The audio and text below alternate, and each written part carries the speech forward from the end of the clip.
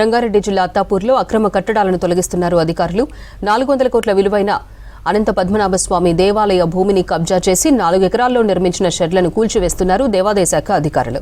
రంగారెడ్డి జిల్లా assistant commissioner Shekhar ఆధ్వర్యంలో భారీ పోలీస్ బందోబస్తు మధ్య కూల్చివేతలు కొనసాగుతున్నాయి. అయితే కోర్టులో కేసులు పెండింగ్లో ఉన్నా ఎలా కూలుస్తారంటూ అధికారులతో వాగ్వాదానికి దిగారు బాధితులు. అత్తాపూర్కి సంబంధించినటువంటి భూమి 4 ఎకరాల 26 గుంటల భూమి వీళ్ళు గతంలో అందరు కలిసి ఓఏ ఫైల్ చేశారు. ఓఏలో వాళ్ళకి వ్యతిరేకంగా ఆర్డర్ రాగానే మేము ఓఏ వాళ్ళకు వ్యతిరేకంగా వచ్చినందుకు వాళ్ళు ఏం చేసి సీఎం చేశారు హైకోర్టులో.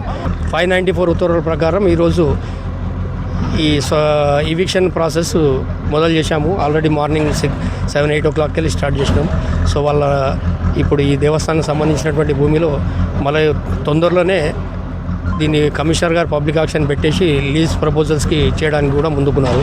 కాబట్టి హైకోర్టు చాలా బ్రహ్మాండమైన తీర్పు ఇచ్చింది. ఎందుకంటే రిలీజియస్ ఇన్స్టిట్యూషన్లో ఎక్కడ కూడా టెనెన్సీ యాక్ట్ అనేది లేదు. వీళ్ళు టెనెన్సీ యాక్ట్ కింద ప్రొటెక్టెడ్ టెనెంట్స్ అనుకుంటా కేసు తీసుకొచ్చి ఇన్ని రోజుల దాకా దీని మీద వాళ్ళు ఈ భూమిని ఎవరిని కూడా ఇచ్చేయకుండా ఎండోమెంట్స్లో రానియకుండా ఇచ్చేశారు. ఈరోజు హైకోర్టు ఇచ్చినటువంటి ఉత్తర్వులు సీఎంఏలో దేవస్థానం భూమిని స్వాధీనం పరుచుకుంటున్నది.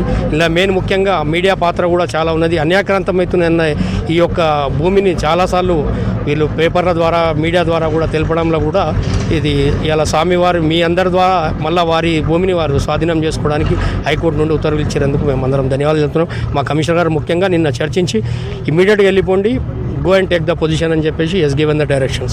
So on the direction of the 4 acre 26 guntas. Cost of the value ఏమన్ సార్? ఇప్పుడు almost all it will becomes to నాకు తెలిసినటువంటి దాని ప్రకారం ఒక 400 కోట్ల దాకా ఉంటుంది.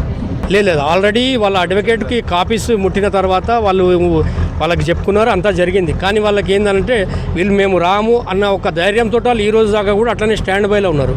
వన్స్ మేము వచ్చేసిన తర్వాత ఇప్పుడు దే ఆర్ ఫియరింగ్, అరే మాకు ఇదైపోయింది, మాకేమన్నా